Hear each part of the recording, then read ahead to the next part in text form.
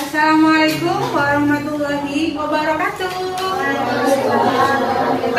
Pagi ini kita akan belajar tentang pengembangan ya, model atau bentuk pembelajaran anak tunanetra. Nanti kita akan belajar gimana cara pembelajaran anak tunanetra ya. Jadi pembelajaran bagi anak tunanetra ini ya dimulai dari asesmen. Nah, hasil asesmen ini digunakan untuk ini. Melihat apa? Kemampuan melihat ya, kemampuan melihat ya. Ini termasuk apa? Termasuk totally blind, termasuk low vision ya. Termasuk total gelap ya, tidak bisa lihat cahaya, atau masih ada sisa penglihatan. Paham? Kemudian yang kedua ya, asesmen dilakukan untuk apa? Nih ya, untuk melihat kemampuan ya, mampu, bisa ya, kemampuan akademis, pengetahuan, ilmu pengetahuan. Yang ketiga yaitu kemampuan untuk orientasi mobilitas, jalan ya. Kemudian aku mau ke ruang kelas, jalan berapa langkah, dihitung 1, 2, 3 ya. Misalnya aku mau ke kamar mandi ya, kamar mandi WC, berapa langkah dari kelas misalnya, contoh itu namanya orientasi mobilitas, OM ya. Paham? Oke. Yang selanjutnya adalah untuk interaksi sosial ini ya. Interaksi sosial, hubungan dengan orang lain ya, dengan teman, dengan orang tua, dengan dosen ya, dengan siapa lagi? Semua masyarakat. Nah, nanti asesmen ini ya, asesmen ASS. Asesmen ini ya, untuk apa? Menentukan ya, anak tunanetra itu low vision, ini partially sighted, low vision, atau totally blind. Jadi penuh ya, tidak ada sisa penglihatan ya. Gelap ya.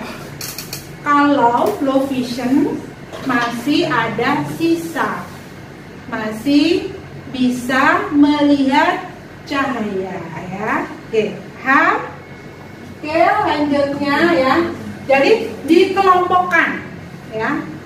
Anak tunanetra itu harus dikelompokkan. Ya. Anda pernah ke ini Indomaret, toko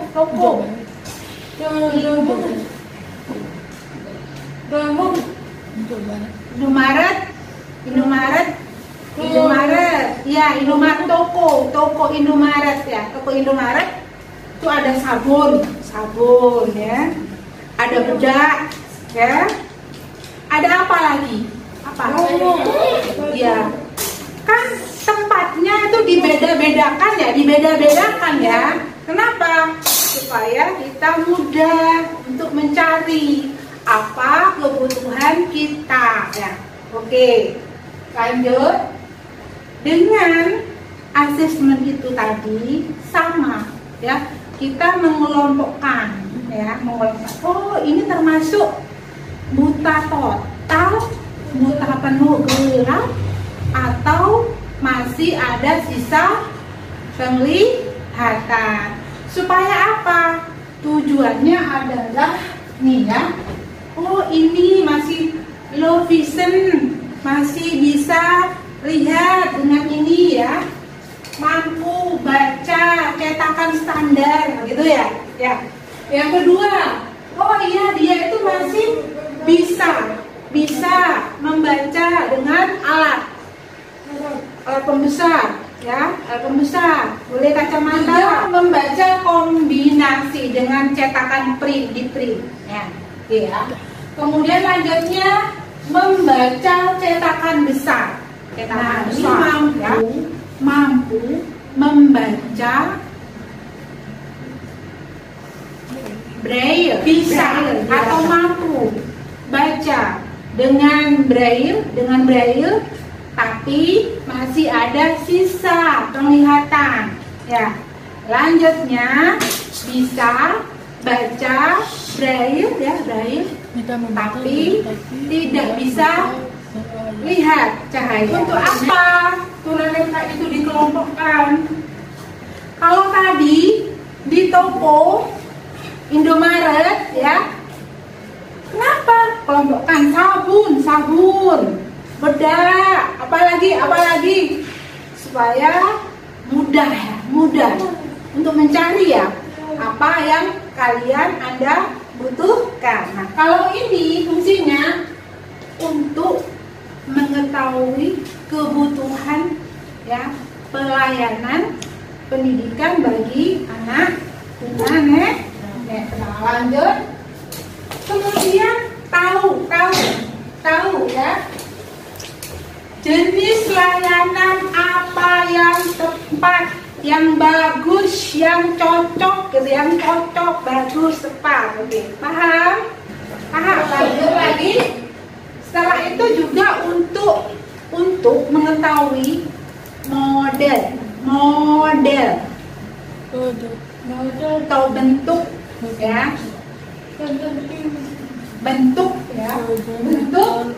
pembelajaran, belajar, ya, Pak. Oke. Lanjutnya, jadi untuk menentukan apa alat, ya, alat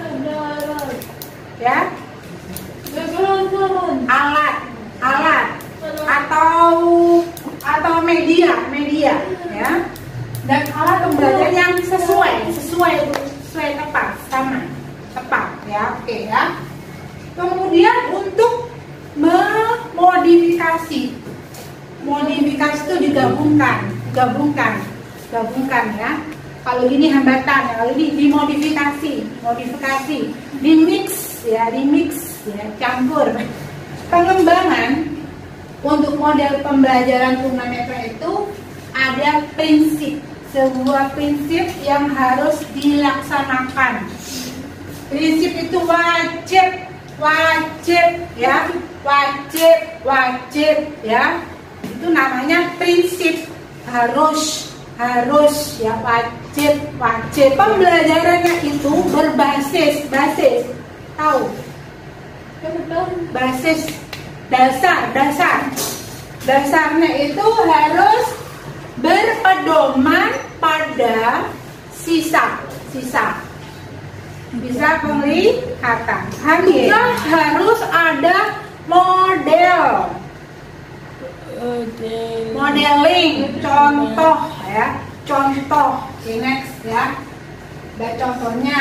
Nah, ini ada 4 prinsip keharusan yang harus dilakukan, yaitu, ya, 1,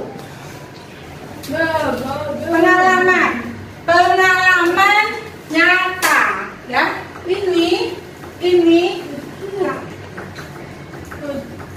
konkret itu nyata itu konkret itu nyata, bisa dilihat, ya, bisa diraba, gitu, ya, paham? Oke. Kemudian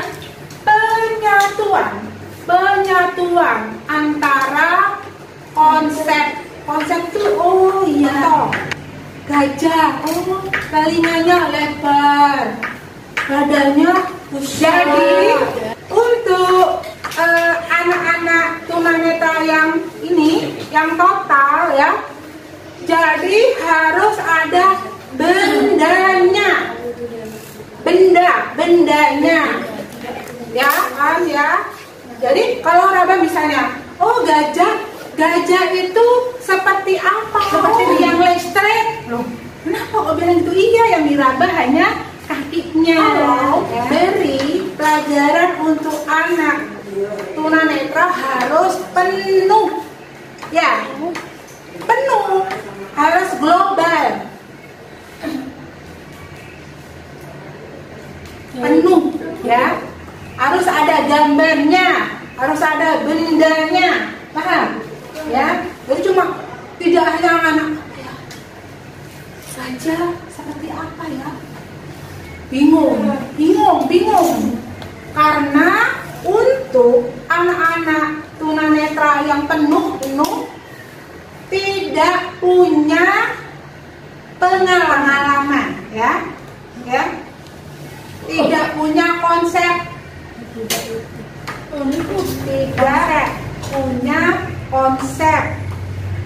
tidak punya pengalaman.